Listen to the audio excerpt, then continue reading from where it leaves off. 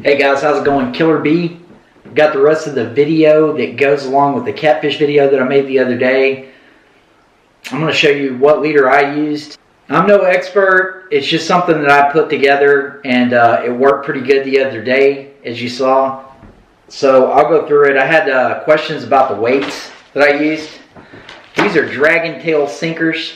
I wish I could take credit for making these, but I believe a guy named Larry Muse made them years ago, and they really work well for dragging as well as trolling behind a kayak. These are 20 inches long here, and I'll let you get a good view. I made these myself. There's a couple of YouTube videos that are out there that are really good. If I can remember the links to them, I'll put them up on how to make these, but they're super simple to make, and I'll put everything you need to make them in the link. These are 16 inches, so it's a little bit smaller. So I made two different sets. You can go all the way up to 30 inches with these. So the other day when I was out there, I used the exact same swivel that I used for bull reds. I've actually have some three-way swivels on order right now. I haven't used them yet, so I used just this exact same crane swivel. I'll let you know how the new stuff that I've ordered goes. Changed some stuff up from the other day, so we'll see how that goes. But this is a crane swivel. Basically, you clip it on, put your sinker on just like this, right? Well, let's pretend this is your sinker right here, okay? This goes to your main line, to your rod. There's the crane swivel that I used right there. So let's just pretend this is going to the rod right there, that main line there. There's your crane swivel, which I'm going to replace that with three-way swivels because I think it'll work a little better. This bottom, let's pretend like this is the bottom right here. So your leader coming off there, you have another swivel here. And what this does, I didn't have it the other day, and I'll tell you, it really makes your line twist because you're trolling as well as dragging. And what this does is allows the hook and bait to twist. If you don't have that, you're going to get some serious line twist. And I just dealt with it the other day, but that would be, I've ordered some, they're actually called chain swivels. You can see how this works. Basically, this thing drags along the bottom, right? Here. Well, up here is where your line's clipped, and it keeps your leader up here off the bottom. So your peg cork floats up into the water column.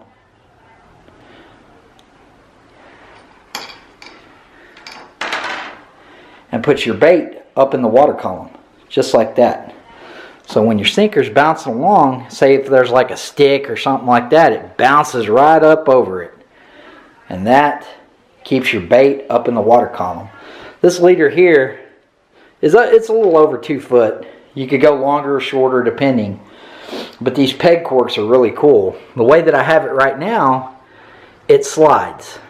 So I have them right now where they'll slide back and forth because they're on the line. These things have holes through them right here, and if you put them on the line facing that way, you can stick them into the cork like this, and your cork will slide up and down. The other day when I had it, and I've got several different sizes of these, I'll show you. I've got, you know, this size all the way to these, like what I have there, and even some smaller ones depending, you know. Bunch of different peg corks there though. So say like if you wanted it to stop at a certain point, say like you wanted it 3 inches from your hook or 6 inches from your hook. The other day I was running it a good 6-7 inches from the hook when I was fishing. So if you wanted it to stop, you would slide your line onto the peg cork like that. Let's just pretend like this cork isn't here, this one here. But if you wanted it to stop, then you slide your pegs into your cork mashing up against the line. Now it won't slide. it's stuck right there, wherever you want it. Ball bearing swivel, you need this swivel here. So here's your weight to your crane swivel, to your main line. It's pulling along the bottom like this. This swivel here, I don't know if you can see it, right there, whether you use a crane swivel, a chain swivel, or whatever you use, will allow this to spin, because that bait is basically going to spin in the water as you're going. And I was trolling like a half a mile per hour, maybe even less at times. But I didn't have this, so I got a lot of line twist. It's about the size of the end of, from your knuckle to the end of your thumb. And I believe, hang on, I got them right here. This is a Daiichi 10-aught. Improved circle reversed. And it's blood red. It says style D75Z. And these performed really, really well. I was very impressed with them. So that's a Daiichi 10-aught right there. It seems to be a lot smaller than 10-aughts that I've seen that I use for coast fishing, but it's a nice heavy shank hook. I also used the other day while I was out there were some mustads. Oh yeah, these are Mustad 7-aughts, and I used these the other day too while I was out there.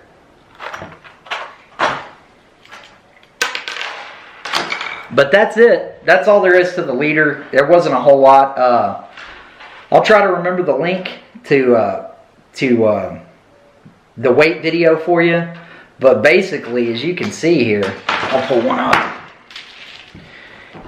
It's 1/2-inch vinyl tubing, cut to length, 16 inches. Those are orange wire nuts that you get at like Lowe's or Home Depot.